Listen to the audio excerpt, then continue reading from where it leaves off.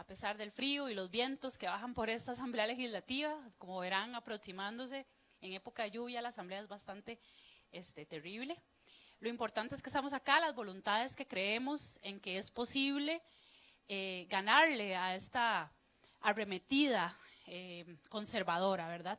Que eso es un poco de lo que se va a hablar en este conversatorio, en el marco del 17 de mayo, Día Internacional contra la LGBTI-fobia. Vamos entonces con el foro Retrocesos y Discriminación que aún enfrenta la población LGBTIQ en el trabajo y también en el ámbito de la educación. Un poco la necesidad de este foro nace por la inquietud del compañero Cristian Castro, que en este momento no nos puede acompañar y pues me pidió el favor de poder moderar. Le solicita entonces a ambos despachos si puede coordinar y también convoca a dos compañeras de diferentes sindicatos que también han trabajado pues este tema que hoy está en boga precisamente por la regresión en derechos que el gobierno de la República, más específicamente el Poder Ejecutivo, ha tenido en su agenda de lucha, un poco también con la deriva autoritaria, ultraconservadora en el mundo, ¿verdad? Esto es que entender que es una cuestión global, Costa Rica no se escapa de ello y por eso hay que estar muchísimo, muy organizados y organizadas. Sin más, entonces la dinámica será la siguiente. Vamos a tener una exposición de 15 minutos por persona. Ustedes decidirán el orden, quién empieza. Yo recomendaría que empiecen las personas invitadas, por cortesía parlamentaria, que también aplica para las personas invitadas, al menos de que alguna de las diputaciones tuviera que irse rápido. Si no, ya se quedaron acá con nosotros. Entonces, nada más voy a hacer una presentación rápida de las personas panelistas. Tenemos al compañero James Porras López, quien es asesor sindical de la Asociación Nacional de Empleados Públicos y Privados, ANEP, y que además trabaja en la incidencia en las seccionales de ANEP Joven y ANEP de Diversidad. Tenemos también a la compañera Wendy Vázquez Pessoa, quien es educadora, luchadora social feminista, y es vicecoordinadora regional de la Asociación de Profesores de Segunda Enseñanza, ANEP. Ay, perdón, APSE, sí, disculpen. Es que volví a ver a James y ya me quedé con ella. Tenemos también, como les decía, a la diputada Rocío Alfaro Molina, jefa de fracción del Partido Frente Amplio, y el compañero diputado Antonio Ortega Gutiérrez, también diputado por el Frente Amplio. Entonces, sin más, les dejo entonces con James, será.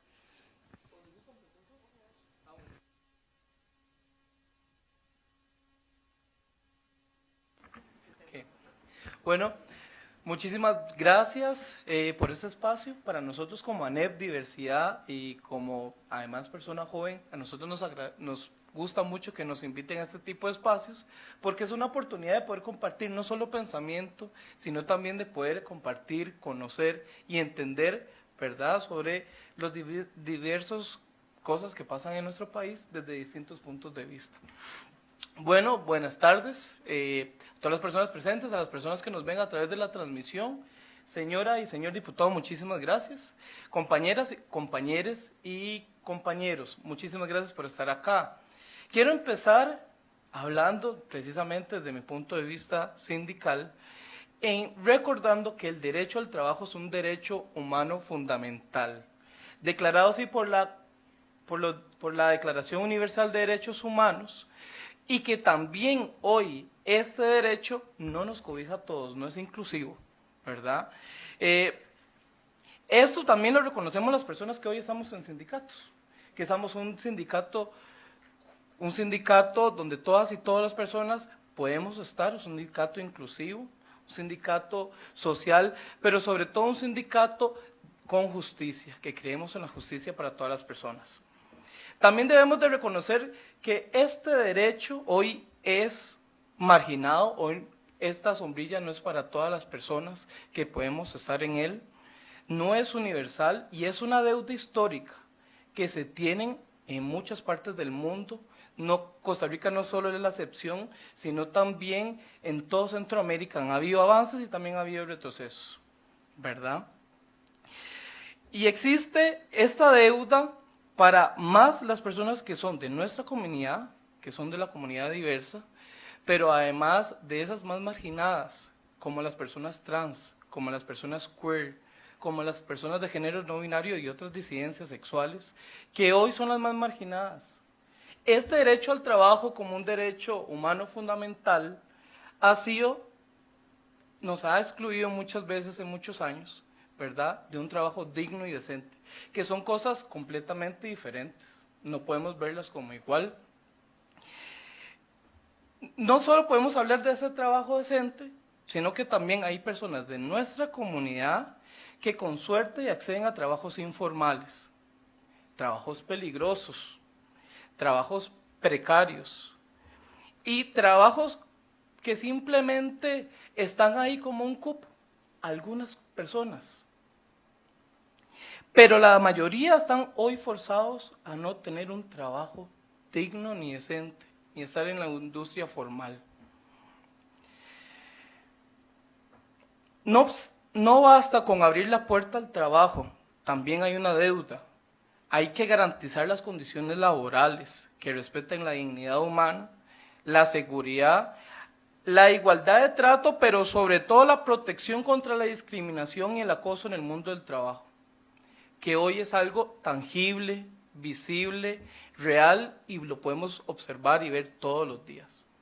Como asesor sindical, me es muy triste cuando a mí me llegan este tipo de casos, porque hay personas que, por ejemplo, yo he atendido, que han tratado de quitarse la vida por un tema de discriminación, por orientación sexual, por su color o por sus gustos. Es muy triste cuando hay personas que han terminado en el hospital simplemente porque sos de la comunidad o no calzás por lo que dice la empresa. Hace poco, y perdón por salirme un poco de la lectura, nosotros como ANEP atendimos a una persona que es de la comunidad, bueno, les voy a hablar de dos casos, que es de la comunidad, y que esta persona llegó el jefe, lo citó a una reunión después de tantos años de trabajar ahí, él abiertamente dijo que era gay, y el jefe llegó y lo sentó en esa reunión y llegó y le dijo, es que usted no comparte los valores de nuestra empresa, toma, aquí está su carta. Simplemente por ser una persona de la comunidad. Y la gente pensaría, no, pero ya eso no existe. Claro que existe. Por dicha de nuestro sindicato pudimos ayudarlo y podemos reinstalarlo en su centro de trabajo, pero es algo que hoy pasan muchas personas y quizá no saben que existen lugares donde podamos defenderlas, donde podamos escucharlos, pero sobre todo darles un espacio seguro donde se puedan acercar, se puedan presentar, pero sobre todo los podamos ayudar. Y el segundo caso que les voy a comentar, que es algo que existe, es de una persona, voy a decirlo, es de un administrador municipal. Este administrador municipal, que por cierto es de una zona rural, tiene su familia, una familia, por así decirlo, normal, pero esta persona también tiene gustos y atracciones por las personas del mismo sexo. Y comenzó a generarle acoso a una persona subalterna, a una persona que depende directamente de él. Y le comenzó a mandar muchas cosas, insinuaciones sexuales.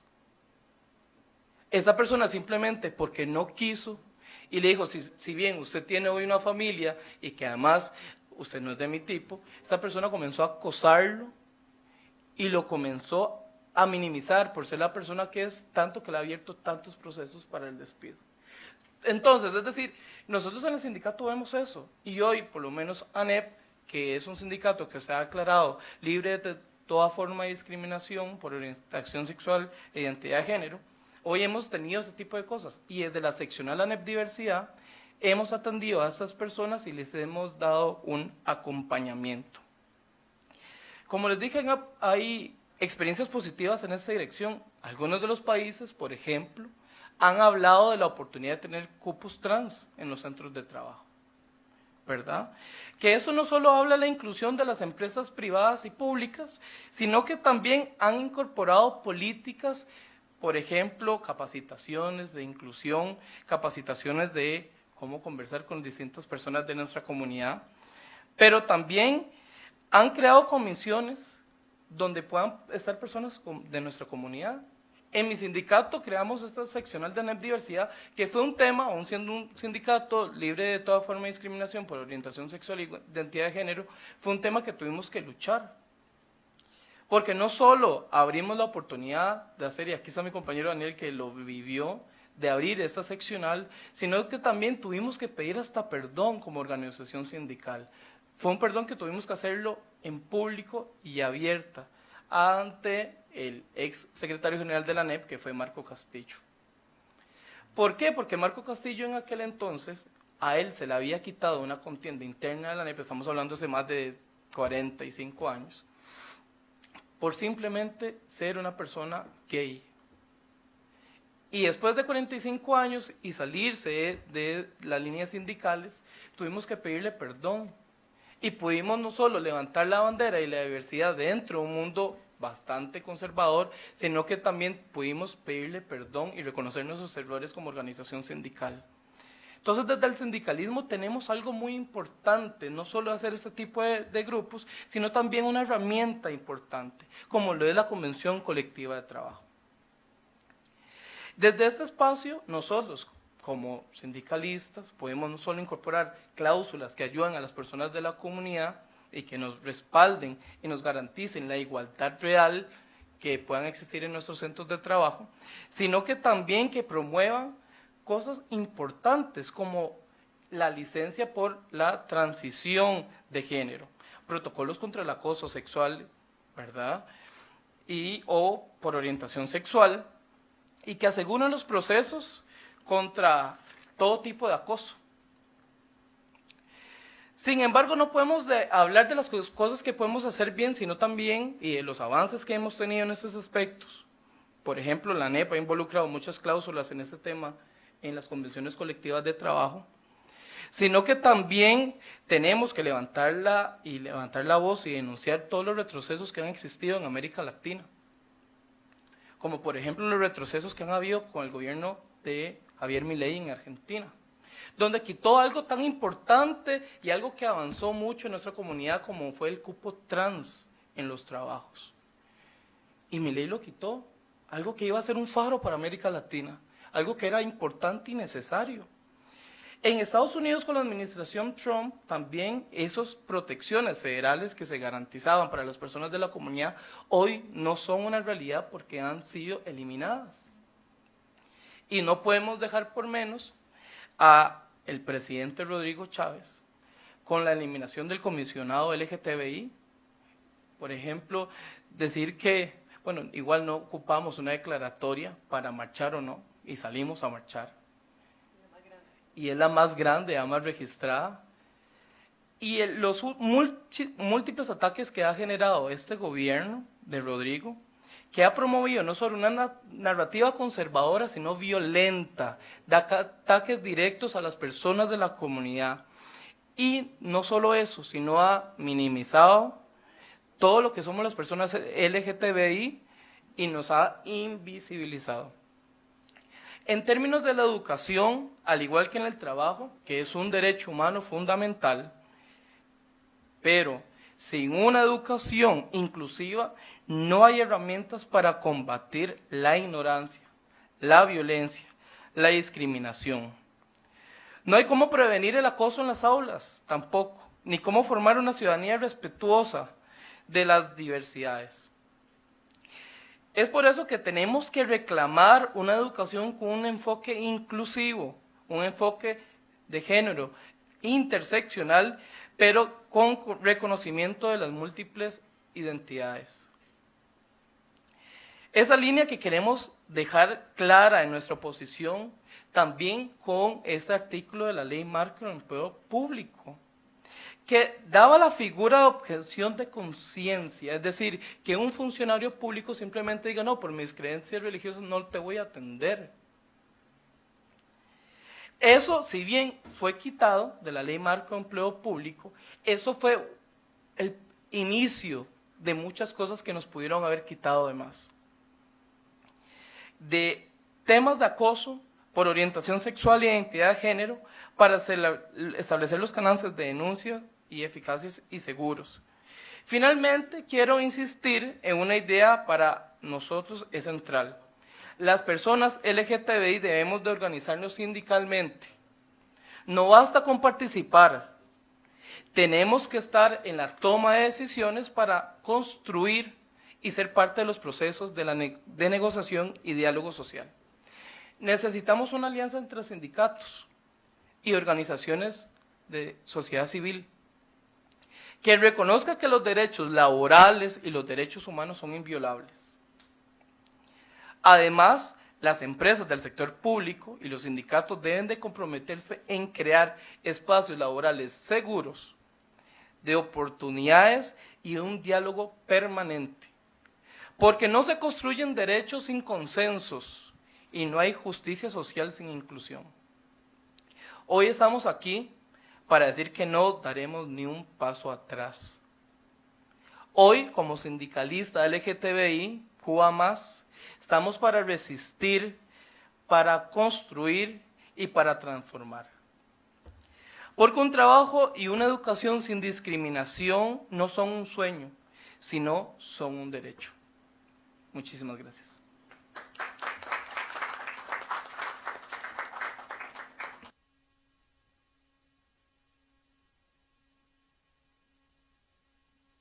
Muchísimas gracias al compañero James. Les sobraron 4 minutitos, súper bien, ahí se los reserva. Adelante, compañera Wendy. Bueno, muchísimas gracias por esta invitación en un tema tan doloroso como es este. Yo soy educadora hace 21 años. Y es interesantísimo porque hemos tenido en este país históricamente presidentes muy de avanzada.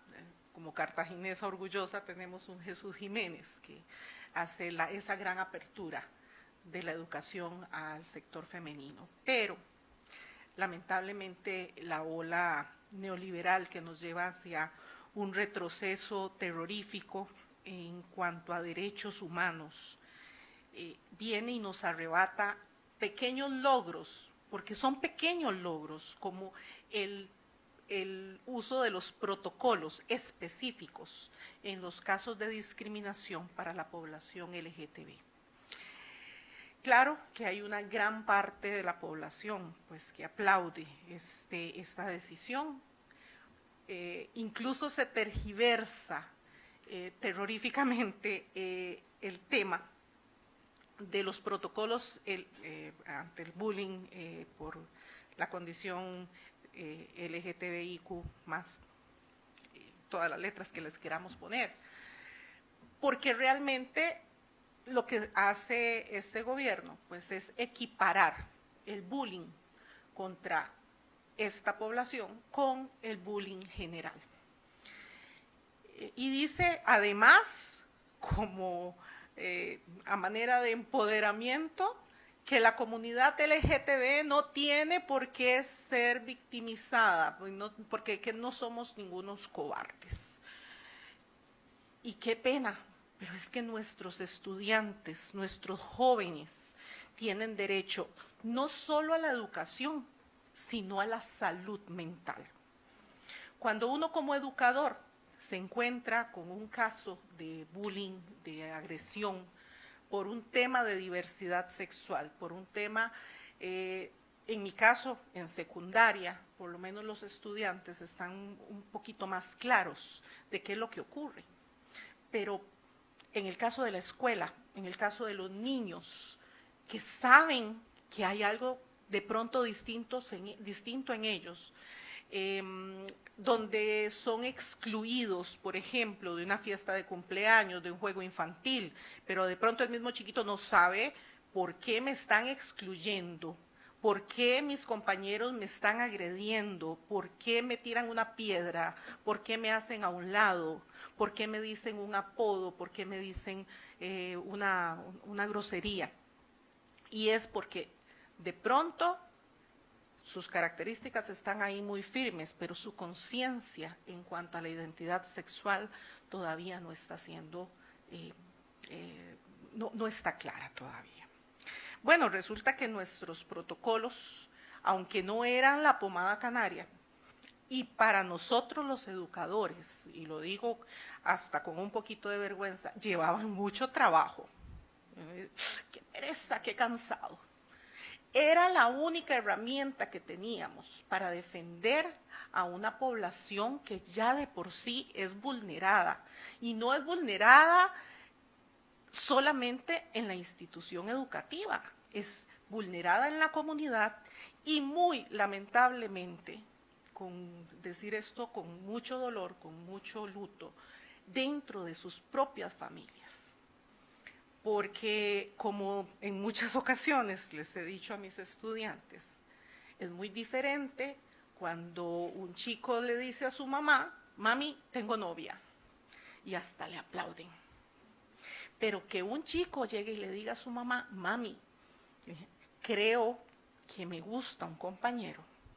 Este puede ser el fin de la estabilidad familiar de ese joven, de ese niño, de ese adolescente que no va a tener de pronto a dónde ir, que puede recibir violencia, puede recibir golpes, puede recibir ultimátums, puede ser sometido a una tortura psicológica en una pseudoiglesia para exorcizarle ese espíritu maligno.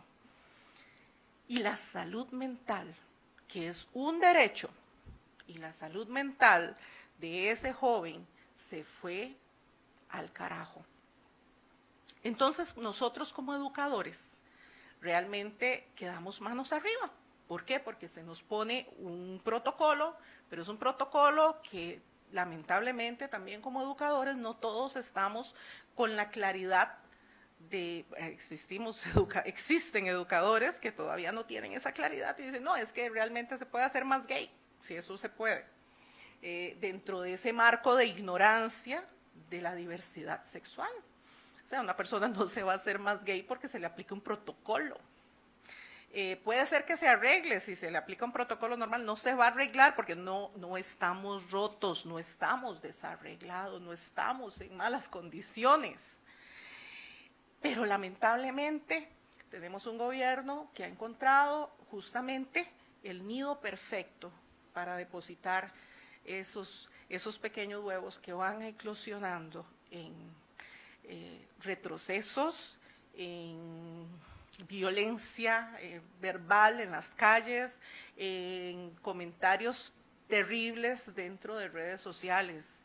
Un gobierno que incluso insta a la violencia ante situaciones sociales, ante situaciones de corrupción, ante situaciones criminales, y aún así dice que el MEP tiene que promover una política de tolerancia cero. El detalle es que aquí hay grandes víctimas y esas grandes víctimas es nuestra niñez, nuestra adolescencia, son nuestros jóvenes que van a llegar a ser adultos y adultos que van a recordar que una sociedad, que un gobierno no les dio la mano en el momento en que más lo necesitaban, donde un padre de familia de corte sumamente tradicional se siente amparado en el maltrato que ya de por sí se recibe cada miércoles. Y entonces, ¿por qué yo no voy a maltratar a mi familia para reparar lo que está mal, para reparar lo que cree que está roto? Donde educadores que lamentablemente no tienen el nivel de comprensión hacia esta comunidad, pues mejor todavía, porque qué pereza atender esta población. Y de paso te está dando, que a pesar de que se negó en la ley de empleo público, la abstención de conciencia, objeción de conciencia, pues es una forma velada de hacerlo. La confidencialidad, por ejemplo, dentro del protocolo LGTB es estrictamente necesaria, pero no en el del bullying normal, porque el bullying normal es de pronto cuando un niño le dice a otro feo, en forma constante, en forma repetitiva, y el chiquito dice, yo no quiero ir a la escuela porque es que mi compañerito me dice feo. Pero cuando es un asunto de tu identidad sexual, que nada menos no está todavía clara, o que en la familia todavía no está lo suficientemente aceptada, yo como educadora no puedo llegar a decirle a esa mamá, vea señora, es que a su hijo le hacen bullying porque su hijo es gay, porque yo no puedo pasar por encima del derecho de ese estudiante a su discrecionalidad, a su secreto, es su derecho. Pero lamentablemente el protocolo de bullying general pues no contiene esta situación. Así que la confidencialidad pues queda totalmente relegada. La intervención integral, por ejemplo, que también era parte del protocolo para la atención de la población LGTB, pues queda pues también relegada a pues vamos a hablar con el compañerito, vamos a hablar con los padres de familia y queda como una atención de bullying un poquito menos grave a la gravedad y a la seriedad que puede llevar esto. ¿Qué pasa? Bueno, que entonces la salud mental también de nuestros jóvenes se está viendo terriblemente dañada. En estos días pues hemos visto casos terribles como una joven que decide acabar con su vida en el puente de la Hispanidad, y los comentarios de la gente es, bueno, pero es que, qué tonta. No, aquí hay un tema que se está dejando totalmente de lado y es la salud mental, que para este gobierno y los gobiernos anteriores no ha sido prioridad. Nuestra salud mental, la de nosotros como adultos, empieza a sembrarse cuando somos niños, cuando somos adolescentes. Muchísimas de las depresiones, muchísimas de las ansiedades, de los traumas que tenemos como adultos, crecen, nacen y germinan durante la adolescencia. El MEP dice que tenemos un espacio libre de discriminación en escuelas y colegios. El problema es que eso está en el papel. Porque mientras nuestros jóvenes se sigan desamparados ante un protocolo tan importante como este, eso no va a ocurrir. Porque mientras la gente siga cerrándose a una realidad, y es que la comunidad LGTBIQ+ existe, estamos, somos, y tenemos todo el derecho de estar ahí porque hemos estado ahí históricamente. ¿Cuál es el problema en reconocer esas diversidades, esas identidades? Pues la prevención queda ahí, queda como relegada a chiquillos, no hagan eso, no lo traten así. Vamos a hablar, ya me quedan 5 minutos, yo sí hablo más, pero él me cedió 4. Entonces, pues en realidad tenemos esa situación.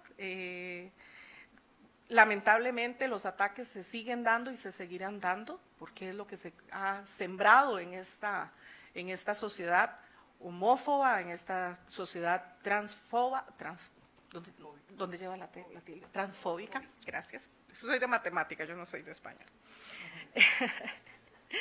Pero lamentablemente el impacto que tenemos ante aberraciones como esta no la sufrimos nosotros los adultos, la están sufriendo el sector más vulnerable de la sociedad, que son nuestros jóvenes, nuestros niños, nuestras niñeces y nuestras adolescencias. Muchas gracias.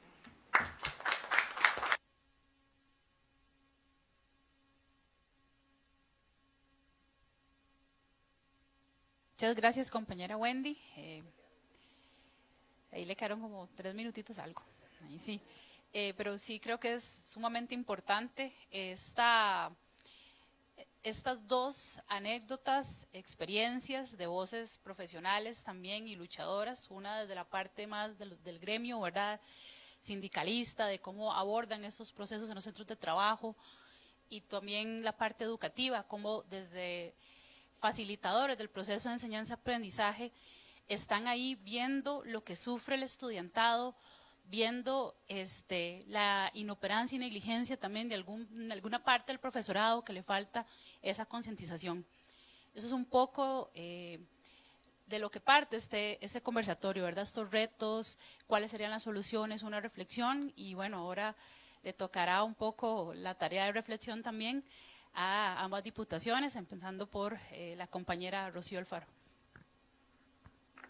Bueno, muchas gracias por estar acompañándonos hoy, tanto aquí como en redes, quienes están conectadas y no se llevaron el aguacero encima. Creo que todas las personas que están aquí tuvieron que pasar por esa situación. Muchas gracias también por atender a la invitación, y nos parece que es un tema del que hay que reflexionar fuertemente. Estamos claramente en una embestida neoconservadora, en una embestida que trata precisamente de que esos pequeños grandes logros que se estaban ubicando respecto de generar una cultura, una sociedad que comprendiese mejor a toda su población, pues no tratar de no solo echarlos para atrás en lo inmediato, sino que fortalecer un discurso de violencia, un discurso de homogenización, un discurso que vuelva a la posición de ubicar como enfermedad eso tan hermoso y tan rico que es la diversidad sexual. Y en este sentido yo creo que el observar qué es lo que está pasando en educación y en el trabajo nos permite tener una mirada más integral y también poder dimensionar o proyectar qué está pasando en otras áreas de nuestra sociedad. Esta lucha que se está dando, pues no es que todo esté mal, pero claramente por lo menos nos toma mucho más organizados y organizadas para poder enfrentar los acontecimientos y para saber muy bien cuáles son los grupos aliados desde nuestro lado, desde el lado de los derechos humanos, y por supuesto también identificar quiénes son quienes están empujando precisamente en la dirección conservadora, incluso aquellos y aquellas que se han en algún momento posicionado como posibles aliados. Porque claramente hemos visto, y lo voy a mencionar aquí en la Asamblea Legislativa, posiblemente la asamblea más conservadora que hemos tenido. Podríamos decir, no, es que en otro momento el partido neopentecostal tuvo más diputaciones. No es el único factor. Tenemos partidos que se suponía venían a representar un sector progresista que todo lo contrario se han comportado y que con el cálculo político electoral han apuñalado por la espalda a quienes en otro momento les dieron su voto. Entonces creo que también es importante ver cuando las crisis vienen, también se ve quién es realmente quién en estos aspectos. Si pensamos en el tema educativo, voy a leer un fragmentito de la señora viceministra Gisela Alpizar Elizondo y un poco hablar de las consecuencias de esto. Dice, el enfoque de la educación sexual que debió otorgar el MEP es la educación orientada a la información fundamental sobre la reproducción humana, la prevención de embarazos adolescentes, de enfermedades transmisibles y otros temas claves basados en principios científicos y objetivos, sin seguros ideológicos ni formación erótica, vaya usted a saber, que pueden influir negativamente en la formación integral de los jóvenes. Pero vean ustedes, primero la hipocresía de que se hable de que con criterios científicos, porque nada más alejado de la realidad cuando hablamos precisamente de anticoncepción o de aborto. Ahí sí no cabe la discusión científica. Ahí es la discusión asociada a la tradición, a los valores y a las creencias, porque la ciencia ahí no vale. Pero además, ¿cómo vamos a hablar de prevención de embarazos adolescentes, de enfermedades transmisibles? Pongan atención que no se menciona prevención de la violencia y del abuso sexual. Este tema no es relevante para ellos. ¿Por qué? Porque en una mirada tradicional, esto es parte de las prácticas sexuales absolutamente admitidas. Y si hay alguna duda, pues tenemos el presidente o el ministro o ¿verdad? Ustedes pueden ir haciendo una secuencia de comportamientos que precisamente están tratándose no solo de naturalizar, sino eliminar la sanción social que hay sobre este tipo de comportamientos. Pero además, cuando habla de que no formación erótica, que además, bueno, habría que ver qué es lo que estos señores entienden por formación erótica, hacen referencia a unas guías que eran para padres de familia, precisamente para poder atender adecuadamente las necesidades de sus hijos e hijes, porque la mayoría de las personas no tienen la educación sexual adecuada para atender ni siquiera sus propias necesidades, mucho menos las de sus hijos e hijas.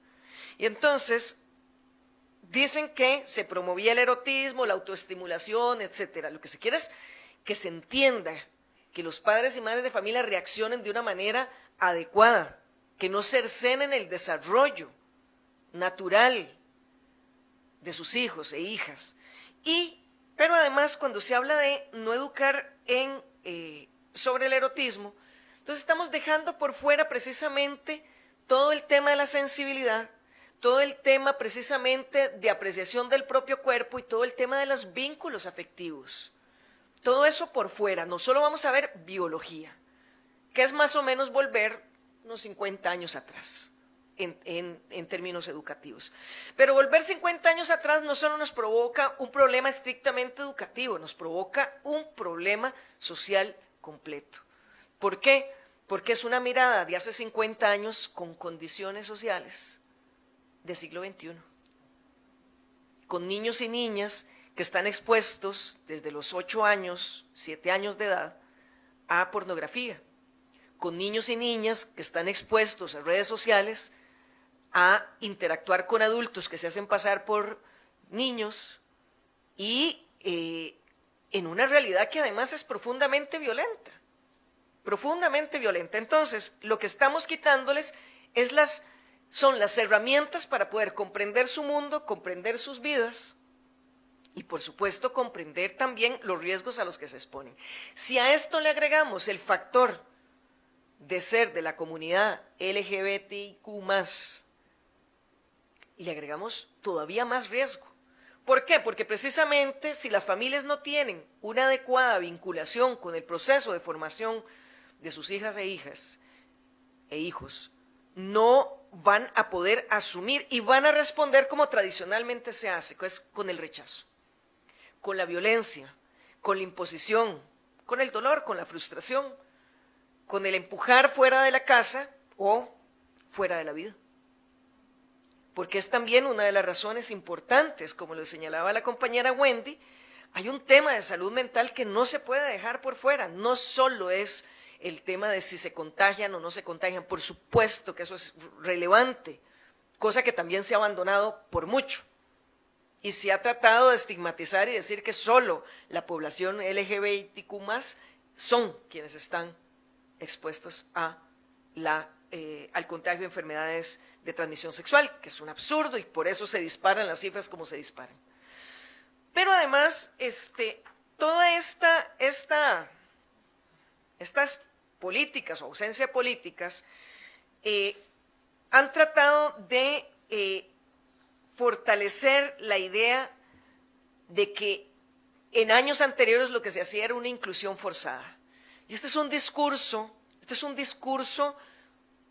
que tiene, que no es aislado, no es una ocurrencia de los señores y señoras que están en el Ministerio de Educación o de los que están en Cultura o de las señoras que están aquí en la Asamblea Legislativa. No, eso es un formato, es un modelo precisamente contra la inclusión que se está modelando a nivel mundial. Decir no discriminar esa inclusión forzada es una forma de decir nuevamente, acudir al argumento de la objeción de conciencia. Queda la suerte de cada quien, ¿no? Queda la suerte de cada quien. Si a mí no me gusta, a mí no me pueden obligar a no discriminar. Bueno, y eso es una de las formas de discriminación, pero además, en educación, una de las muchas joyas que salieron en declaraciones para el momento en que se quitaba el protocolo del bullying o se eliminaban las guías de afectividad, es que indicaron que había que darle la misma protección a todos los niños y niñas. Y eso es grave, porque un trato igualitario en una condición de desigualdad es fomentar la injusticia. Es obligar a la invisibilización. Es decir, aquí todo es parejo, todo es igual, y eso no es así. Claramente el bullying que está orientado a esta comunidad es un bullying devastador en un momento de la vida en la que no se tienen las herramientas necesarias para poder sobrevivir a eso, Ahora, si pensamos en cómo esto se vincula con el trabajo, a pesar de que tenemos bastante legislación internacional, nacional, leyes, protocolos, etcétera, la realidad es que incluso aún recién teniéndolos, eran insuficientes.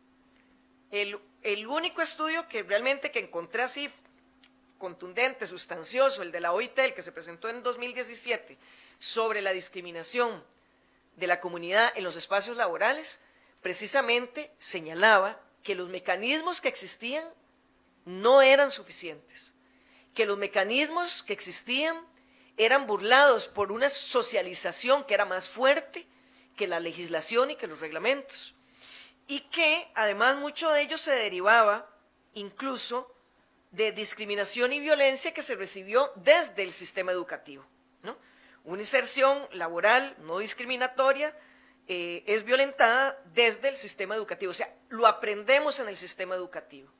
Aprender a esconderse, enclosetarse, aprender a que la única forma de no ser ridiculizados, de no ser, por ejemplo, decían, cuestionada su moralidad en público, la única forma de tener aspiraciones de ascenso laboral, las únicas formas de que se reconocieran tareas de responsabilidad en una empresa o en una institución, era ceder a la presión. ¿Y cuál es la principal presión? La de la imagen, la de parecer. Entonces, y como decían incluso las personas de este estudio, heterosexuales, que opinaban sobre sus compañeros y compañeras, lo que decían era, sean lo que sea, pero no quiero saber. O sea, vuelta al closet. Vuelta al closet. Entonces, el derecho de ser, el derecho de expresarse, el derecho de mostrarse, estaba o está, y ahí voy a ir tratando de cerrar, precisamente vinculado al derecho a la dignidad en el trabajo. O sea, ¿por qué un ser humano tiene que ocultar su condición, su humanidad misma, con sus compañeros de trabajo, no poder hablar de su familia, de su pareja, no poder decir los lugares que acostumbra? Y se habla de acoso, de agresiones físicas, de agresiones verbales, del bullying laboral, que hace perder trabajos, que empeora por lo tanto la calidad de vida de las personas, que las empuja a los resquicios de la vulnerabilidad, de la informalidad, y que a pesar de ser a personas adultas, pues también puede llevar a situaciones de salud mental muy graves. ¿Qué se puede decir? ¿Qué se puede decir de ese mandato de negarse? ¿Qué se puede decir cuando se está planteando no solo echar atrás todo lo que se avanzó en cuanto a derechos laborales, a que no se conmemoren las fechas correspondientes, a que se abandonen los talleres de sensibilización, a no utilizar recursos públicos en el bienestar público, porque es bienestar público, sino que además llevan eso a las aulas, de manera que cuando la gente llega al trabajo ya está educada para excluirse y para excluir, para vivir la discriminación como si fuese natural y para discriminar como si fuese natural. Y no es posible esperar otra cosa cuando estamos, bueno, creo que lo más evidente, un presidente de la República que sigue utilizando la insinuación de la homosexualidad como un insulto. O sea, es que lo insultante es que él pretenda que es un insulto. Y lo insultante es que ese señor con un micrófono, pero también con un poder político, haya incluso hecho retroceder a personas progresistas que hoy una ley trans no le dan el voto, aunque sean defensoras de derechos humanos, que hoy no quieran poner en evidencia una conmemoración, no la quieran celebrar, no quieran poner una bandera arcoíris en sus cubículos, en sus curules, porque no quieren pelearse con el poder, porque se saben en minoría. ¿Y cuándo hemos sido mayoría? ¿Cuándo hemos sido mayoría? Es un momento de lucha muy importante, es un momento de quiebra muy importante, es un momento en que hay que revisar las estrategias, pero es un momento de no retroceder. No retroceder no significa, y termino con eso, tampoco exponer a sectores de la población a convertirse en el chivo expiatorio de estos debates. Eso sí es cierto. Hay que cuidarnos y cuidar a todos. Y cuanto más vulnerable, más cuidado para que no sean las personas expuestas y objeto de la violencia. Pero es un momento de no retroceder en la lucha por la sensibilización, en la lucha por la disputa cultural que está detrás de todo esto, porque los conservadores lo saben, es una disputa cultural, es una guerra civilizatoria, que abarca más que este tema, pero que este tema de la discriminación de la comunidad LGBTQ+, es emblemática, es síntesis de muchas otras estrategias conservadoras que pretenden ocultar la humanidad y delimitarla en sus estrechas cajitas cerebrales, si es que podemos llamarle así. Bueno, muchas gracias.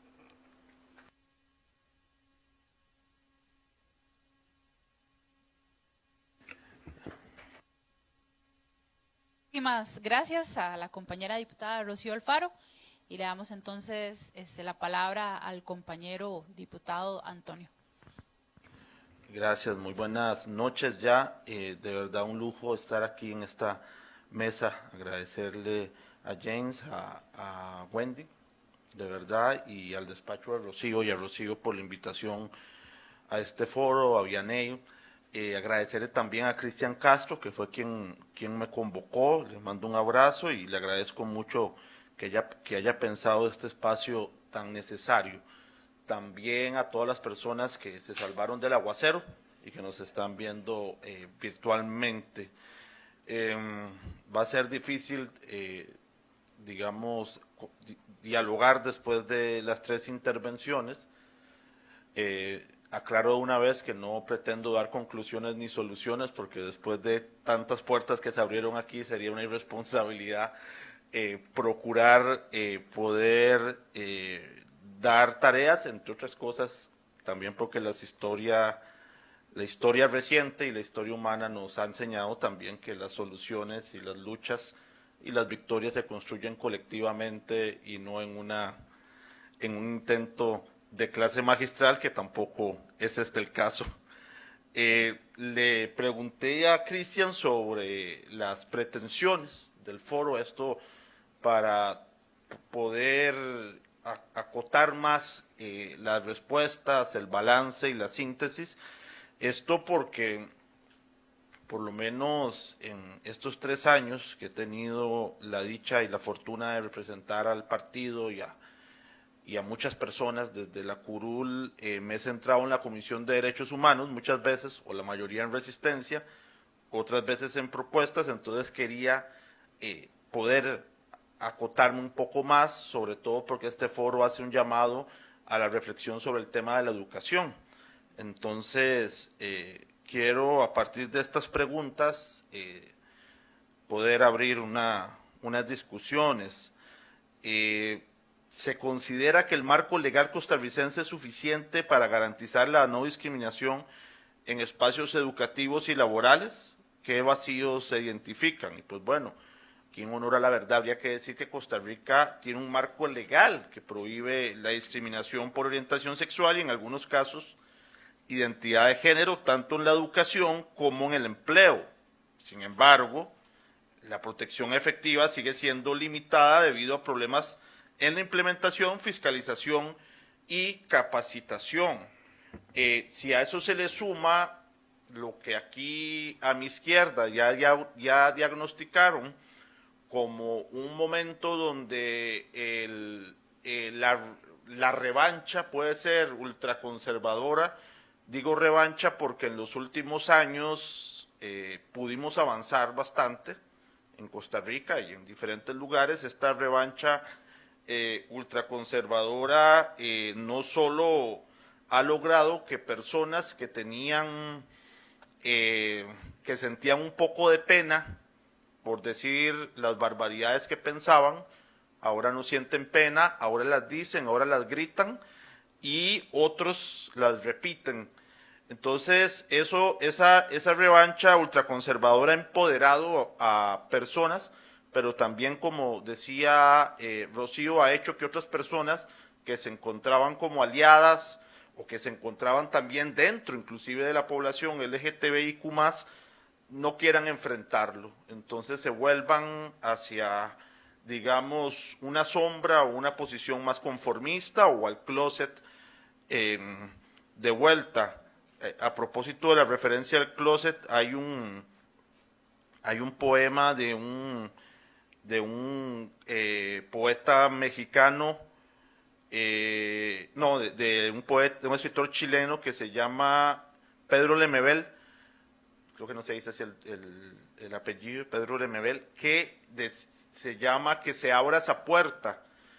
El escritor Carlos Monsiváis sacó un libro, escritor mexicano, donde había una articulación de diferentes ensayos y artículos referentes al tema de la diversidad sexual, y le puso ese nombre en honor a ese poeta, y aclaró una cosa que es muy bonita y que la primera vez que lo leí hace algunos años me emocionó mucho, porque cuando dice que se abra esa puerta, no se refiere necesariamente a la puerta del closet, sino a la puerta de la dignidad, y es por eso que lo bautizó con ese nombre, porque al final lo que se busca y lo que se lucha es la dignidad propia, que es la que se arrebata desde la infancia, ¿verdad? Desde la niñez, que ahora Wendy de manera muy puntual señalaba lo que significa, lo que significó, y esperemos lo que ya no signifique, ser sexualmente diverso en un ambiente donde los compañeritos y las compañeritas se van haciendo novios o les gusta una compañera o un compañero, o peor aún, en la época de la adolescencia, cuando se nos expulsa la posibilidad de tener, digamos, las historias de romance o de ligues que tienen normalmente las personas heterosexuales.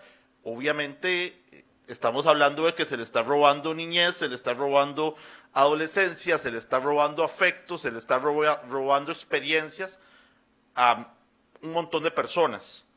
Pero bueno, los vacíos, me preguntan, débil aplicación de normativas existentes, aunque existen normas políticas progresivas que se han ganado, y quiero agradecer a las personas de la sociedad civil, a las organizaciones, a los movimientos sociales aquí en Costa Rica. Algunas personas ya no están, como Abelardo Araya, Marco Castillo, que es un luchador, Luis Paulino Vargas, ya más recientemente la compañera Margarita, que está acá, y diferentes colectivos que han dado luchas efectivamente para que se avanzara. Falta la ley específica contra la discriminación, no hay una ley integral que tipifique claramente la discriminación por orientación sexual o identidad de género en todos los ámbitos, educación, empleo, salud.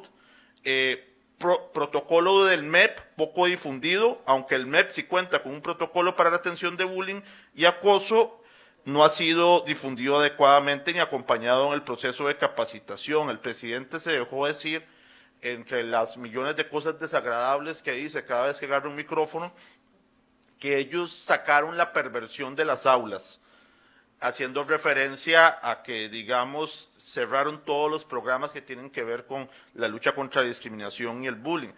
Yo en tono de broma le dije en un discurso que si la habían sacado de las aulas, seguro la metieron en Zapote y en Monterán, porque yo creo que solo personas muy enfermas, muy perversas y muy acomplejadas pueden estar, digamos, viendo esa cantidad de, o sea, estar haciendo analizando cualquier situación desde ese morbo constante que tienen con respecto a los derechos humanos.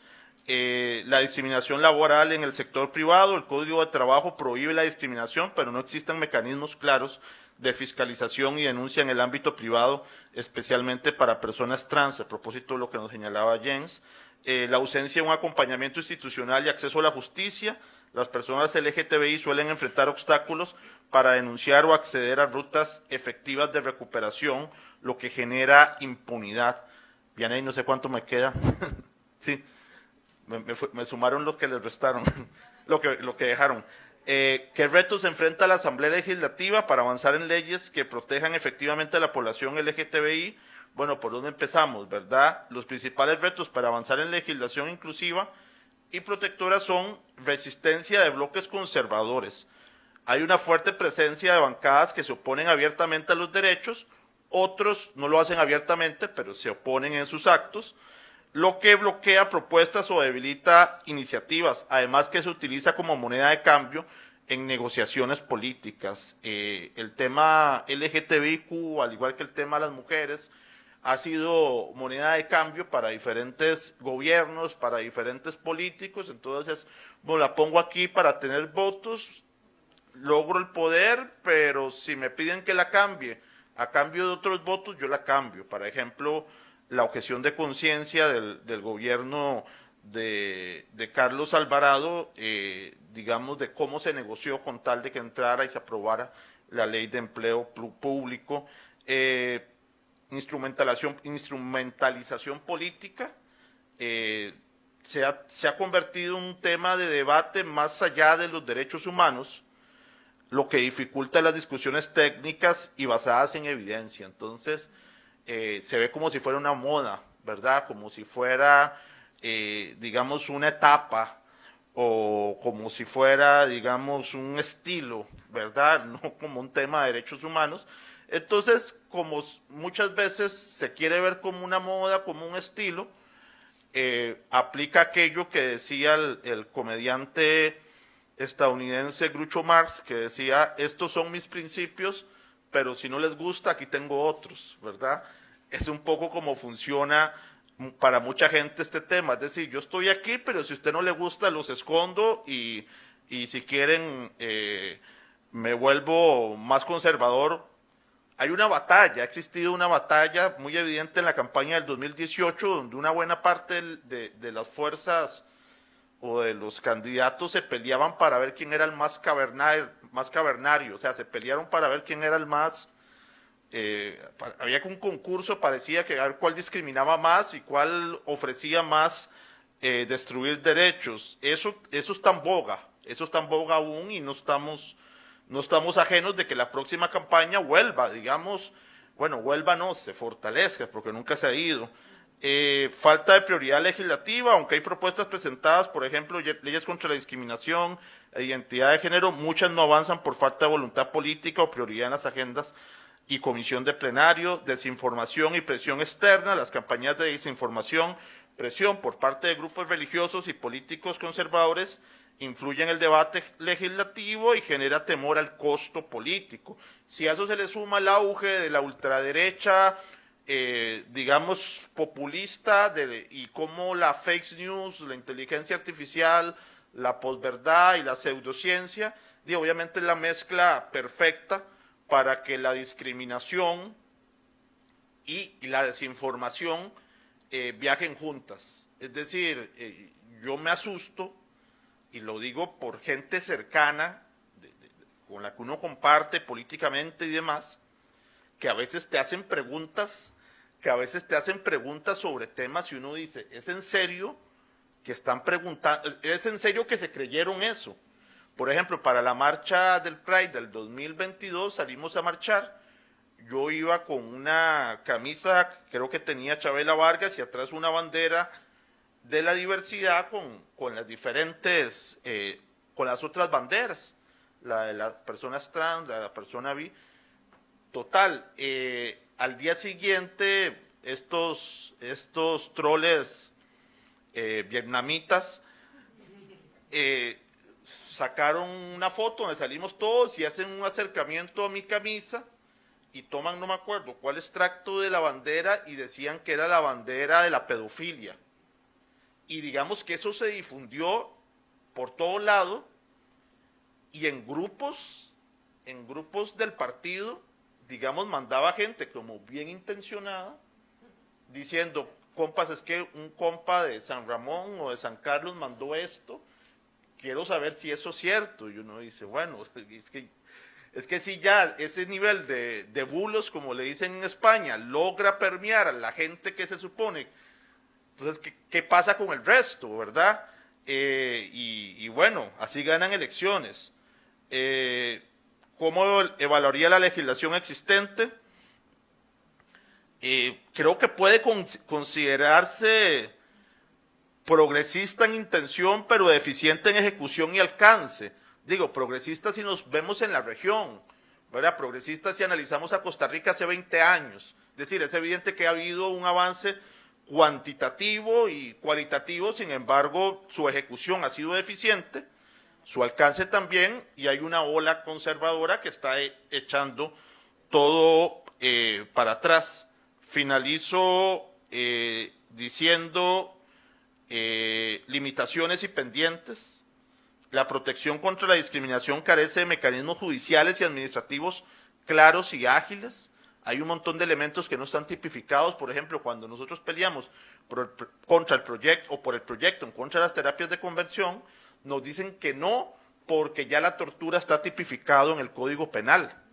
Bueno, pero es que en todo caso el proyecto de terapias de conversión no habla del Código Penal, son denuncias administrativas para los profesionales que lo ejecutan. Entonces ahí ya se quedan sin argumentos.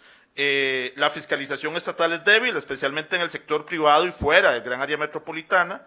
Falta una articulación interinstitucional para garantizar entornos seguros y libres de violencia para las personas LGTBIQ+, y no existe una ley de identidad de género que permita el reconocimiento legal autodeterminado de las personas trans. Compañeras y compañeros y personas que siguen, que efectivamente esta ola nos tiene más organizados, como acaba de decir Rocío, nos tiene con menos miedo, nos tiene con una mayor experiencia. Sin embargo, el de cuidar a las personas más vulnerables y el de saber que la mezcla entre la pseudociencia, el negacionismo, la posverdad y los discursos del odio están amarrados y están compaginados y tienen una posibilidad de difundir mentiras de manera masiva, que desde este lado de la acera tenemos que combatirlo, no asemejando el odio, pero sí teniendo claro que las estrategias tienen que ser igual de masivas, que tienen que ser combativas y que tienen que ser sobre todo articuladas y acompañadas con todas las personas, y no desde arriba o no desde la academia necesariamente o de la Asamblea Legislativa. Aquí las mejores veces que nos ha ido con materia de derechos humanos en diferentes sentidos es cuando logramos mover gente a las barras, cuando logramos mover gente afuera. Ahora que veo al reverendo, me acuerdo cuando ustedes fueron a las barras de derechos humanos por el proyecto en contra de las torturas de conversión sexual, y cuando vieron no solo la población que se manifestó, sino a personas de iglesias que estaban a favor del proyecto, se cohibieron, no sabían qué decir, terminaron saludándolos, en fin, esa es la fuerza que tiene la gente movilizada. Eso sería. Muchísimas gracias, pura vida.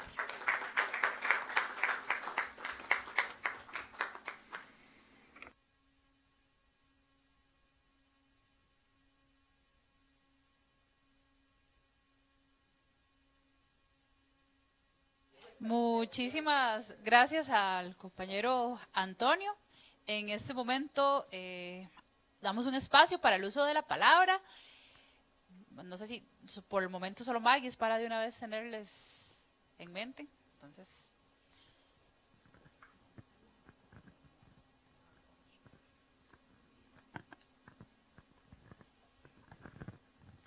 gracias, buenas noches. Mi nombre es Margarita Salas. Maggie, muchas gracias por estar acá.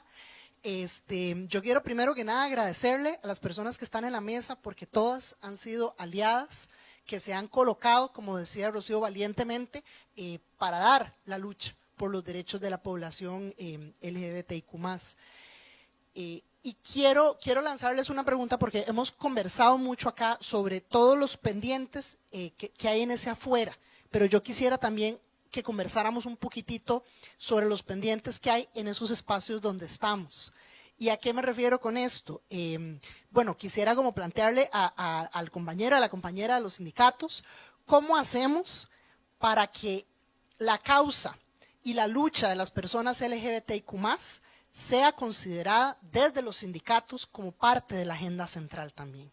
Y esto la planteo porque cuando estábamos llevando adelante los procesos de sensibilización y capacitación, parte de lo que teníamos que sortear eran denuncias de algunos de los sindicatos que se resistían a los procesos de capacitación interna. En los primeros de mayo, cuando vemos muchas veces la lucha, ¿verdad? Hay todavía reticencia dentro de muchas partes del sector de los sindicatos de trabajo, ¿verdad? Para avanzar en estos temas y pues vos sabes, James, lo que ha costado avanzar esta agenda, ¿verdad? Para que sea asumida como parte de la lucha. E incluso se los planteo, digamos, a los compañeros del Frente Amplio, ¿cómo hacemos? Porque uno quizás ve un poquito más de claridad dentro de los liderazgos o las figuras electas. ¿Cómo hacemos para que esas partes del partido político, incluso un partido político como el Frente Amplio, que todavía consideran que la lucha por los derechos de la población LGBTIQ+, es una contradicción secundaria frente a las contradicciones de clase? ¿Cómo hacemos para poder adoptar una perspectiva más interseccional? De manera que cuando se lucha por los derechos de la educación, se esté luchando también por los derechos de la población LGBTIQ+, tanto estudiantes como también docentes.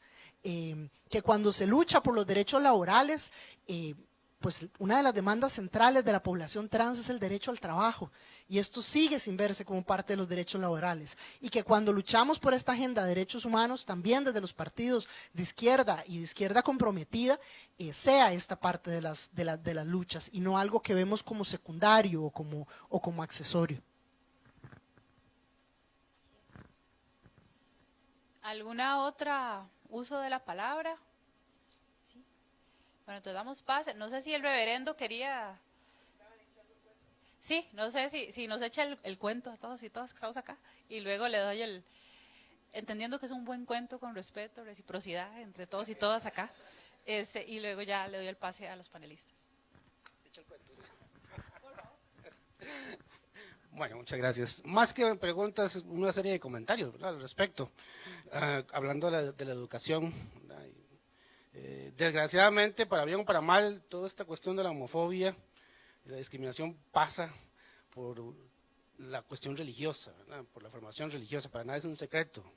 Todos los que somos gays y hemos estado en alguna iglesia, yo creo que casi todos, o fuimos católicos o peor, algunos fueron evangélicos, ¿verdad?, pentecostales, sabemos que las iglesias han sido las principales impulsoras, ¿verdad?, de estos discursos de discriminación, ¿verdad?, y de odio, en base a una pésima teología, ¿verdad?, una teología fundamentalista, una interpretación fundamentalista de la Biblia, ¿verdad?, y que ha hecho un daño tremendo. Nosotros, bueno, estamos en un grupo de iglesias. Hace poquito, por cierto, esta semana pasada, el sábado pasado, ¿verdad?, pues estabas ahí, tuvimos un taller en la Universidad Bíblica Latinoamericana. Hay un grupo que se llama Mesa Común, ¿verdad?, son de diferentes iglesias y grupos que somos inclusivos, ¿verdad?, iglesias que somos de tipo humanista, que nos alimentamos de la teología de la liberación, donde muchos de los miembros somos de la comunidad LGBTQ. También hay personas que son aliadas o aliadas, ¿verdad?, que no son de la comunidad LGBTQ, pero ahí están. La idea de este grupo es básicamente eso, ¿verdad?, ver cómo rompemos ese tipo de paradigmas, ¿no?, cómo porque solo se escucha, yo creo que una vez le había comentado a Antonio hace mucho tiempo, que una de las cosas que a mí más me angustia es eso, que solo se escucha la voz de las iglesias ultraconservadoras, y como se meten a la política, ¿no? Y llegan aquí al plenario, entonces todo el mundo los escucha, ¿no? Incluso intentan ahogar las voces, ¿no? Cuando se dio esta cuestión del proyecto, ¿verdad? Para prohibir las terapias de conversión, nosotros también hicimos un comunicado, un conjunto de varias iglesias y obispos y demás, lo mandamos a la Alianza Evangélica, a la conferencia de la Iglesia Episcopal y Católica Romana y demás. Solo nos respondió la Alianza Evangélica, ¿verdad? Básicamente diciendo que éramos falsos cristianos y que, ¿verdad? Bueno, y Fabricio, el señor diputado, dijo que éramos evangélicos, falsos evangélicos y cosas, ese tipo de cosas, ¿verdad? Pero ni siquiera nadie entró a hablar propiamente por el meollo del asunto, ¿no? Porque nosotros lo que hicimos fue básicamente fundamentarnos en cuestiones teológicas, ¿verdad? Y filosóficas y en interpretaciones de la Biblia, más científicas inclusive, ¿verdad? Y obviamente del otro lado, ¿no? Solo nos respondieron fue con ataques, ¿no? Por falta de argumentos quizás, porque en el fondo creo que ellos saben también que ciertamente si tienen una relativa formación teológica tienen que saber que la Biblia es un libro que, mira, yo les diría que si decimos que es palabra de Dios es en minúscula, ¿verdad? Y hay que cogerlo con pinzas y hay que no tomárselo tan en serio. En realidad es palabra de unos señores que vivieron hace como 3.000 años allá en los beduinos, que no tenían nada mejor que hacer que ver por las estrellas y tenían sus ideas, ¿verdad? De esa época. Entonces, eso es lo que queremos educar también a la misma comunidad LGBTQ y a la gente en general, ¿no? Como para romper esa idea, ese paradigma de que realmente los que dicen que hablan en nombre de Dios, hablan en nombre de Dios. Realmente nadie habla en nombre de Dios, ¿verdad? Ni el Papa, ni el arzobispo Canterbury, ni yo, ni nadie, ¿verdad? Realmente, ni siquiera la Biblia, ni siquiera porque todos los libros sagrados al final los escribimos nosotros los seres humanos, ¿verdad? Al final son producto más de nuestras nociones. Yo siempre he dicho, buscar a Dios es como decían por ahí, ¿verdad? Entrar en un cuarto oscuro buscando un gato negro y decir que lo encontraste, ¿verdad? En esa oscuridad. Bueno, decimos que tal vez, y nada más que uno le siente una pata, otro le siente la cola, y el problema es que algunos dicen que, entonces Dios es larguito como una cola peludita, o Dios tiene bigotes porque es como la cabeza del gato. Ese es el gran problema, lo que quisiéramos poder responder. Yo siempre he creído que en esta cuestión, tanto políticos como ustedes y como ustedes también que están en campos como la educación y la lucha por los derechos laborales, que también eso no escapa, por cierto, lo social no tiene que escapar a la fe, ¿no? El que piensa que lo social no tiene nada que ver con la fe está mirando fuera del tiesto, está fuera realmente, totalmente equivocado, ¿no? Jesús fue más revolucionario de los revolucionarios, casi un Che Guevara de su época, diríamos hoy en día. Hoy en día posiblemente le hubieran dicho que era un hippie, revolucionario, comunista, socialista. ¿Cómo es eso de darle las cosas a los pobres, ¿verdad? O dar pan a los pobres? Como que no, ¿verdad? Como que eso no calza. Entonces, yo creo que nosotros podríamos trabajar mucho. Yo por eso siempre me gusta venir y acercarme acá. Más allá de las afiliaciones políticas, es lo que tenemos en común, ¿verdad? Y por eso creo que nosotros podemos hacer mucho, todos, indistintamente de nuestras creencias, de nuestras maneras de ver la cuestión o ideas políticas. Tenemos mucho más en común que otra cosa, ¿no? Nos interesan los derechos humanos y nos interesa promover la felicidad del ser humano, que a la larga es para lo que Dios nos puso en este mundo. Y si uno lo hace feliz, tener un esposo, una esposa, no sé, un novio, una novia, y cuál es el problema, ¿verdad? ¿No? O vivir tu identidad de género como vivir como eres realmente, quitarte esa máscara, nada de salir de ese capullo y ser realmente quien uno es. Pues ¿cuál es el problema? ¿No? Al final Dios nos creó a todos así, cada uno de nosotros, ninguno de nosotros hace un error. Yo siempre he dicho que nuestros hermanos cristianos que que critican esto están realmente criticándole a Dios lo que hizo. ¿Quiénes somos nosotros para criticarle a Dios lo que Él hizo? Lo que Dios Padre Madre hizo. Uno no nace gay solo porque no es que un día me desperté y dije, ay, voy a ser gay, que hecha. No, se nace gay, se nace bisexual, se nace trans, ¿verdad? Como se nace macho o negro de color o amarillo. Y todo eso es parte de la creación de la diversidad de la creación de Dios, ¿verdad? No tiene nada que ver con ninguna otra cosa. Y ya corto porque si no, aquí yo sigo y sigo y sigo. Entonces, para responderle las preguntas y argumentación de la compañera Maggie. Adelante. Bueno, muchísimas gracias. Bueno, yo le agradezco a Maggie por esa intervención, porque usted ha sido una luz y yo le agradezco. Maggie nos ha ayudado en bastantes encuentros y capacitaciones en ANEP, y yo le agradezco mucho porque nos ha, por lo menos a las personas que trabajan directamente en la ANEP, nos ha enseñado mucho. Y eso es una lucha al interno del sindicato, y usted lo vio aquel día.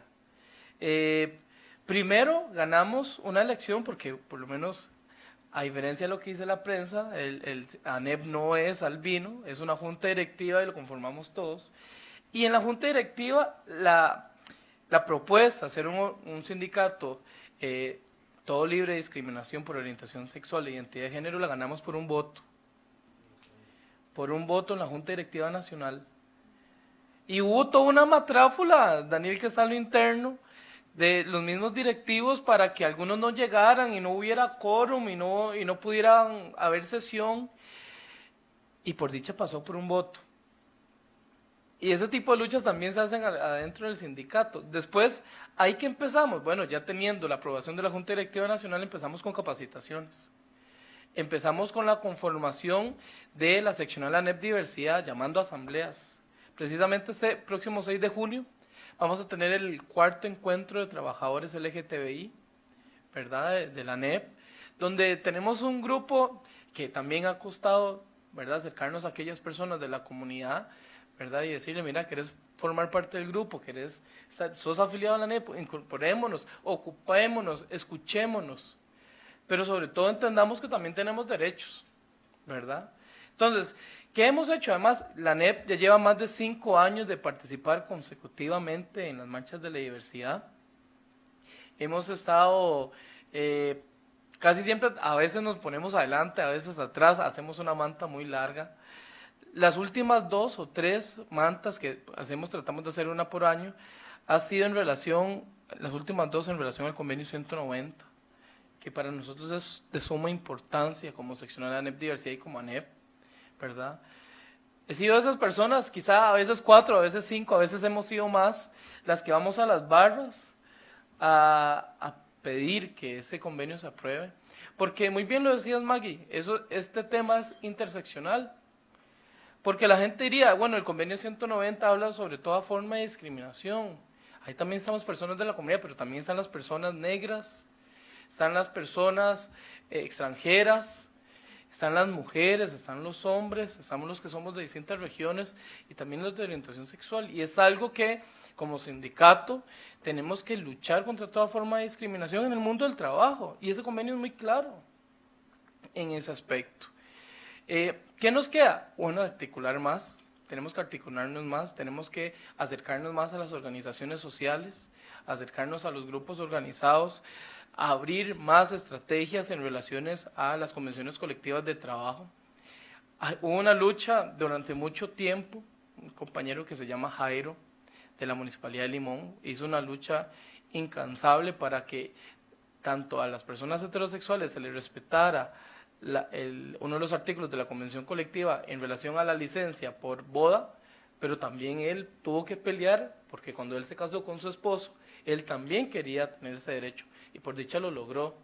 Como también nosotros hemos incorporado artículos en relación a, la ANEP tiene un convenio con el INSS en relación a las pólizas, y antes era o a su esposa, si es hombre a su esposa o si es mujer a su esposo. No, pudimos quitar eso, que también sea su conviviente, indistintamente de la orientación sexual, ¿verdad? Nos falta mucho, como sindicato no somos perfectos, pero hemos tratado de cambiar, ha habido mucha resistencia, hay compañeros y compañeras dentro de la NEP que en nombre de la fe han tratado de oponerse a la defensa de las personas trabajadoras que igual sentimos, igual soñamos, igual lloramos, al igual que las personas heterosexuales. Bueno, no somos un bicho raro, sino también sufrimos de discriminación, sufrimos de además que mal nos llaman minorías. Yo no soy parte de ninguna minoría, yo soy un ser humano, ¿verdad? Y nosotros hemos estado en esa lucha, que desde mi punto de vista ha sido muy bonita, ¿verdad?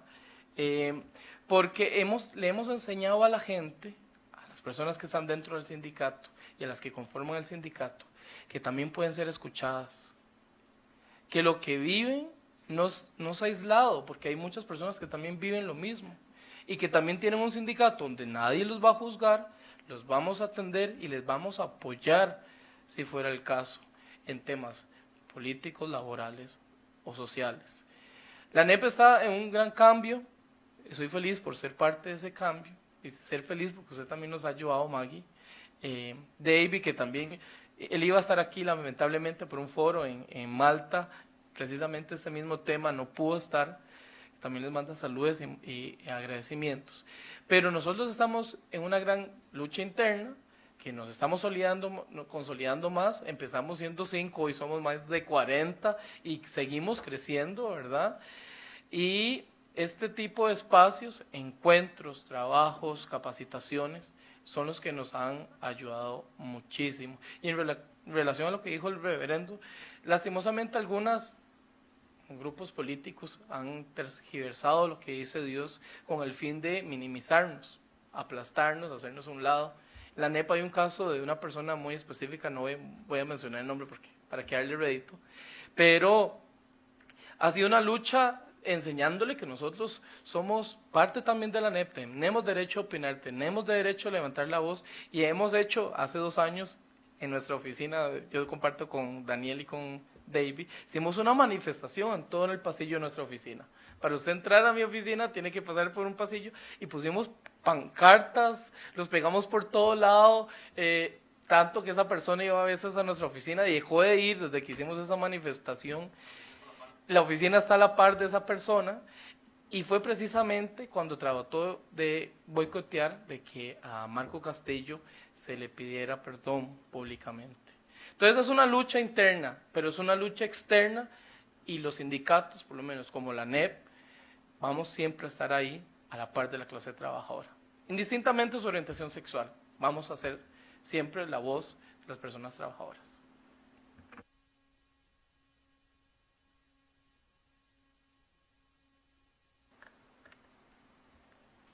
Bueno, desde mi opinión, como parte del sindicato APSE, tenemos una pequeña diferencia, y es que nosotros, los agremiados, los afiliados a la APSE, ya vienen contratados por el MEP. El filtro que tiene el MEP es totalmente basado en los atestados para contratar a sus trabajadores. Entonces, usted dentro de la APSE encuentra toda la diversidad del colectivo y es una maravilla. Esa es la parte maravillosa. ¿Por qué? Porque no existe el por qué, el que de pronto puede ocurrir en un caso como la NEP, ¿verdad?, de un patrono que decide despedir a su empleado o a su empleada por haber informado sobre su preferencia sexual. Es interesante porque, de paso, pues el sindicato, muy consciente de los derechos de todas las personas del colectivo y todas las personas sexualmente diversas, pues sí ha enfrentado ciertas luchas al respecto. Y una de estas, pues ganada hace muy poco tiempo, que fue la de la comaternidad. Orgullosísimos de este gran logro, porque sienta un precedente en el caso de la maternidad entre parejas homoparentales. Entonces, para nosotros en este momento todavía es como un logro, así como que, sí, lo logramos, es una maravilla. Pero vieran que yo quiero comentarles que hay una esperanza maravillosa con respecto a todo lo que mencionamos del tema de los protocolos, del tema de los ataques directos que vienen del gobierno. Y no, de pronto no está en los colectivos, de pronto no está tampoco a nivel gubernamental. Esa esperanza está en la misma población estudiantil. En los 90s, por ejemplo, cuando el LGTB, si era muy evidente su orientación, si era muy evidente sus características, usted los veía hechos un puñito en mi colegio, por ejemplo, allá por la soda, amparándose los unos a los otros, como protegiéndose, como cuidándose. En estos momentos nuestros estudiantes nos dan una lección de inclusión, una lección de amistad, una lección de aprendizaje, incluso para nosotros los adultos. El ver cómo se incluyen, cómo se conversan, cómo los temas salen a la luz. Profesora, es que la novia de fulana ocupa una toalla sanitaria, entonces me mandó fulanita a ver si usted tiene una toalla sanitaria. Claro, tome la toalla sanitaria. Y ya ni siquiera se esconde el tema de la toalla sanitaria, que era como tráfico. Era un tráfico. No, las chiquillas van con la toalla así, ¡ey, me vino! ¡Qué bueno! La estaba esperando. ¡Qué éxito! Pero además esa parte donde ya entre los estudiantes, entre muchísimos estudiantes que no se han dejado permear por el retroceso, sea religioso, sea político, donde ellos aceptan con naturalidad lo que es natural. O sea, es aceptar con naturalidad algo que es natural, algo que nace con el ser humano, con la persona, porque yo creo que cualquier persona del colectivo LGTB, sabiendo lo que se va a sufrir dentro de esta situación, dentro de esta colectividad, dentro de esta sociedad, definitivamente diríamos, no, yo prefiero ser de los otros, yo prefiero ser hetero. Pero no es un tema de decisión. Y los jóvenes lo han entendido. Y ahí está la lección para nosotros como adultos, para nosotros los docentes, para nosotros los que en algún momento vamos a interactuar con estos jóvenes. Entonces sí se necesitan todavía los protocolos, claro que se necesitan, es necesario proteger a esa persona que está todavía en esa etapa tan vulnerable. Pero lo más maravilloso es ver que hay una gran parte de la juventud que está aceptando esto como algo normal, como parte de la riqueza, como parte de la diversidad del ser humano. Entonces, en realidad, vieran que yo tengo 21 años de ser educadora y esto es un fenómeno que he venido viendo en los últimos años y me encanta.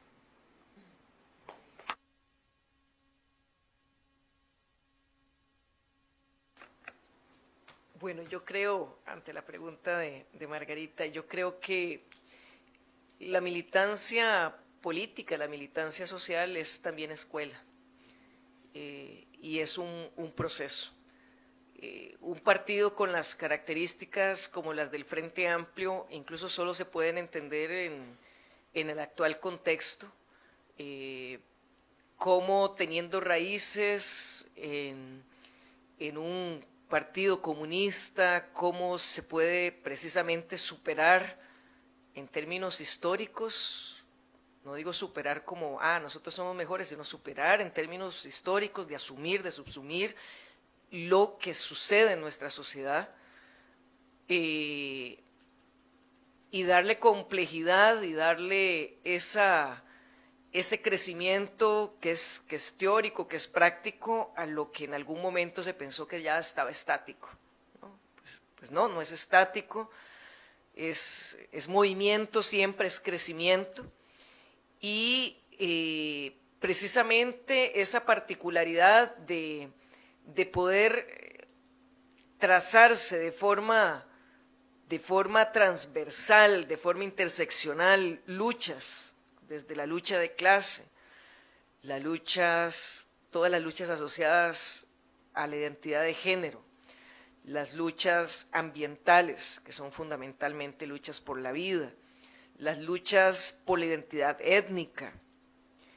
Digamos, ese proceso de militancia es finalmente un proceso de resocialización, es un proceso de ir incorporando, porque si nosotras tuviéramos solamente y aceptáramos, voy a decirlo así, militantes que ya vienen sabidos y reconstruidos, seríamos una pequeña secta de monosabios, como dicen, que seríamos incapaces de generar una transformación social.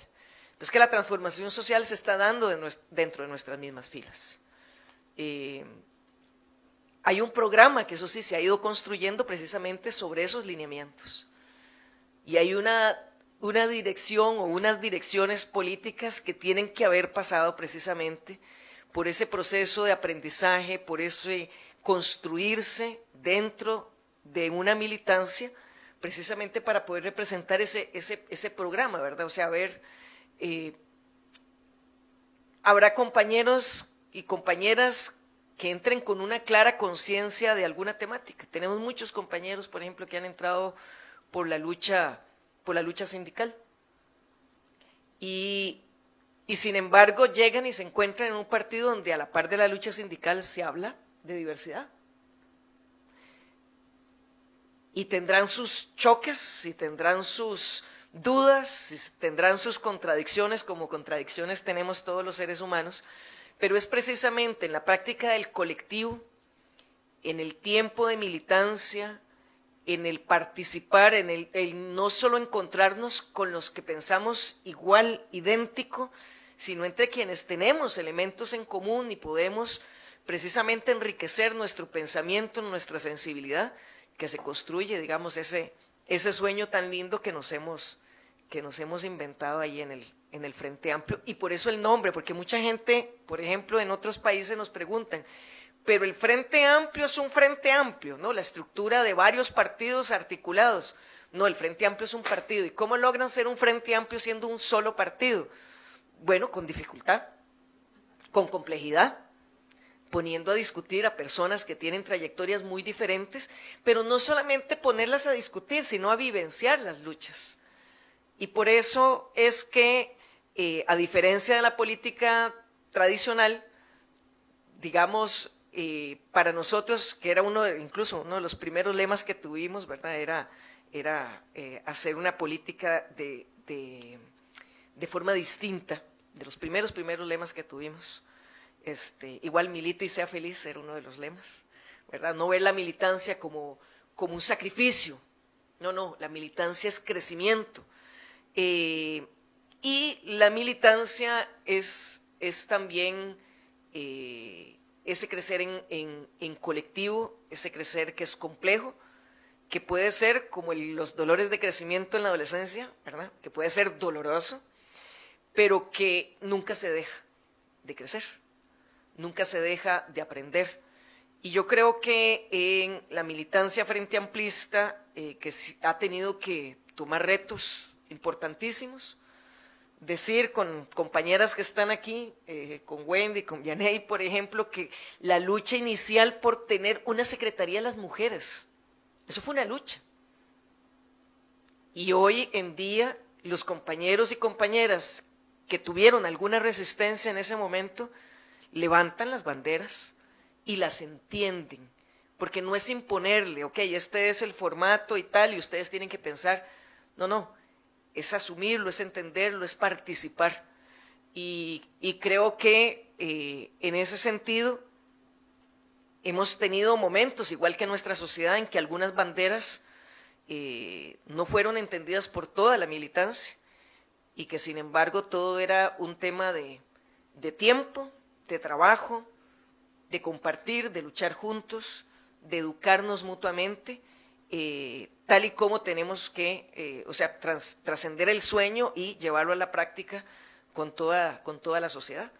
Pienso que no podemos darnos por derrotadas, aunque cuando hablamos de esta polarización y de cuánto ha crecido este este conservadurismo y esta ultraderecha que está en nuestro país ahora sin vergüenza y sin ocultarse, no puede hacernos creer que no tenemos esa capacidad como educadores o educadoras, en el sentido popular de la palabra, de transformar nuestra sociedad y transformar los valores, los principios, las aspiraciones, y en esa labor precisamente es que estamos. A veces quisiéramos ir más rápido, creo que eso nos pasa en la vida a todos y todas y en cualquier tema.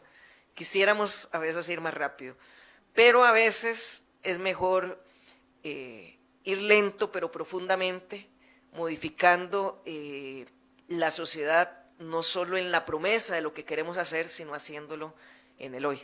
Entonces, yo por lo menos me siento muy esperanzada cuando veo precisamente a compañeros y compañeras muy sencillas, cómo van incorporando luchas que antes se pensaba que eran solo posibles de ser levantadas por personas con mucha formación o con muchas condiciones materiales para poderlas asumir. Pero es un proceso para el que también, igual que todos los sueños bonitos, hay que tener paciencia. Gracias. Gracias, Maggie, por la pregunta. Creo que la historia de la izquierda, de la lucha social, de las reivindicaciones, digamos, por una justicia social, nos han dado muchas luces con respecto a errores, pero también a reivindicar principios. Por ejemplo, yo no conocí esa época, pero digamos en una época, digamos, Guerra Fría, no era tan así, pero en términos generales la lucha por el tema de la contradicción, o más bien la lucha por la reivindicación, mejor dicho, de la abolición de clases, ¿verdad?, de los medios de producción, digamos, de esta liberación de las cadenas, obviamente era la central y existía, vamos a ver, no lo conozco tan, porque no lo viví, pero digamos un rechazo, desprecio a otras reivindicaciones, por ejemplo, la ecologista, la ambientalista, la de género, la de las mujeres, y digamos se dice que se podía pensar que posteriormente a conseguir la liberación, digamos, de la clase obrera, digamos, lograr ese triunfo, las otras contradicciones se iban a superar. Digamos, eso obviamente no sucedió. Admiro muchísimo a las personas que en medio de eso y después de la crisis y de lo que llamaban los neoliberales fin de la historia, reivindicaron que la lucha de género, que la lucha de las mujeres, que la lucha ambiental era igual de importante, y bueno, el Frente Amplio, quienes lo fundaron, reivindican todo eso al mismo nivel, aprendiendo, creo yo, aprendiendo de la propia historia. Pero digamos también hay una parte que nos debería llenar de orgullo, y es que por lo menos el Frente Amplio, la primera diputación de José Merino, que Rocío era el segundo lugar en esa papeleta, en aquel momento, sin ningún cálculo, el Frente Amplio se presenta como una opción que levanta la bandera de la diversidad sexual y de los derechos de las mujeres, en momentos donde estaba muy lejos de ser un tema de moda o un tema que generaba réditos.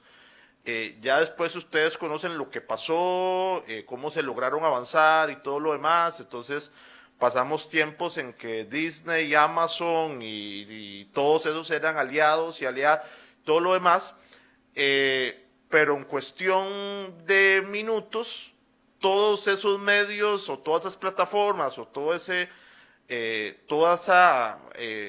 expresión corporativista neoliberal que se decían ser aliados, si hay que guardar la bandera, irse a abrazar a Donald Trump por razones de mercado, lo hacen.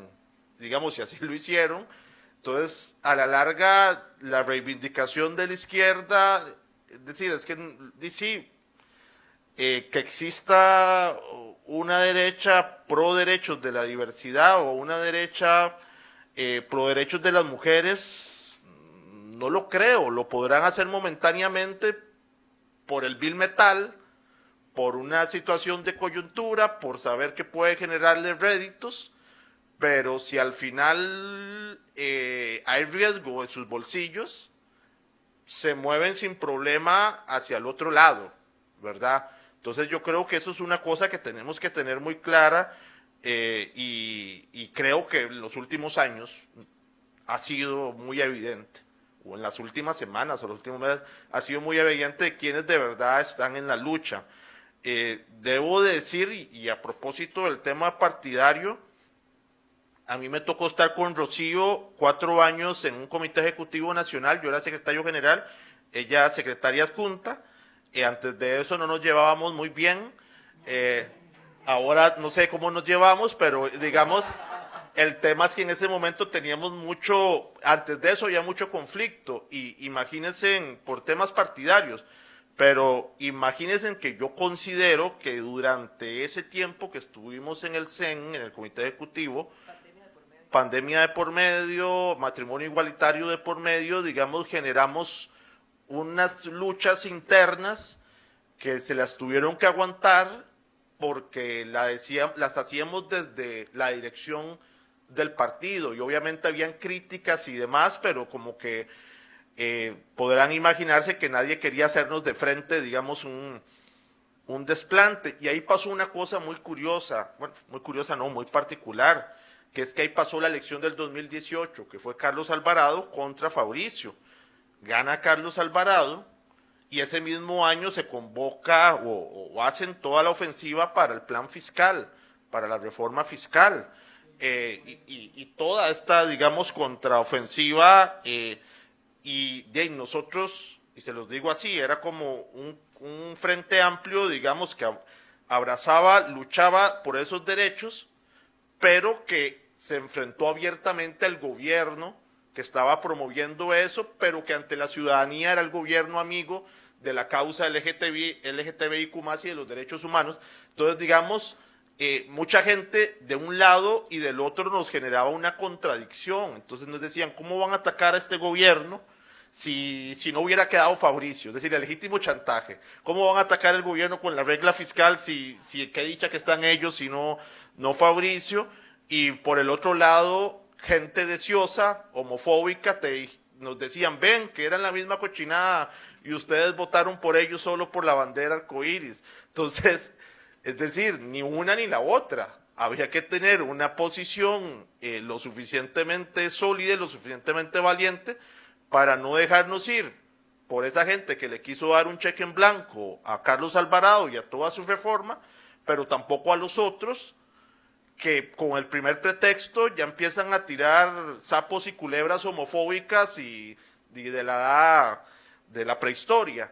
Entonces a nosotros nos tocó en ese proceso y creo que, digamos, modestia aparte, creo que algo hicimos bien en el entendido que la fracción siguiente superó las cosas lamentables que tuvo la fracción anterior, cuando tuvimos 9 diputados, en esos temas que rayaban, ahora sí, en posiciones que daban vergüenza y en silencios que daban vergüenza, y pues nada, es de constante aprendizaje y el partido tiene que estar siempre abierto a tener un diagnóstico constante de la realidad, y cuando demos una discusión, cuando hagamos una discusión laboral, cuando hablamos de inteligencia artificial, de nuevas tecnologías, de todos estos factores, el análisis de las personas sexualmente diversas, de las mujeres, de las personas racializadas, tiene que ser central, porque entre las afectaciones, que ya de por sí son muchas, estos sectores sufren una afectación todavía más. Y a propósito del bullying, a propósito de la depresión y a propósito de lo que nos decía Wendy, ya sí de por sí la tecnología y la inteligencia artificial en buena medida puede desechar a las personas y puede desechar las relaciones, ahora imagínense a sectores y a poblaciones que viven ya de una manera más vulnerable per se, es decir, es una afectación todavía más fuerte y el partido y cualquier organización que se precie de querer cambiar las cosas tiene que estar con un diagnóstico constante de la realidad y muy crítico. Pues eso es. Muchas gracias.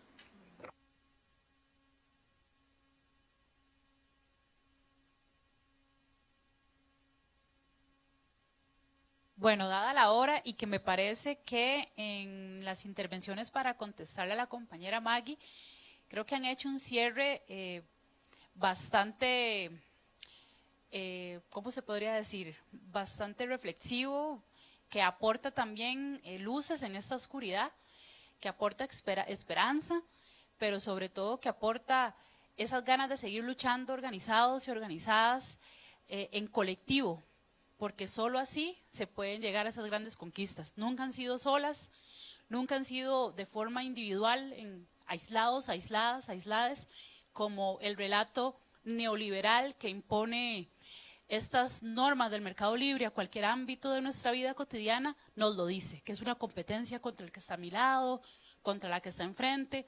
En los barrios lo vivimos, pero acá, si estamos aquí presentes esta noche de jueves, es porque precisamente sabemos que solo en colectivo podemos echar a andar esas grandes conquistas de la humanidad. Entonces, acá daremos un cierre. Allá afuera hay cafecito, tecito, galletitas, y de verdad, bueno, y si podemos tomarnos una foto, todos,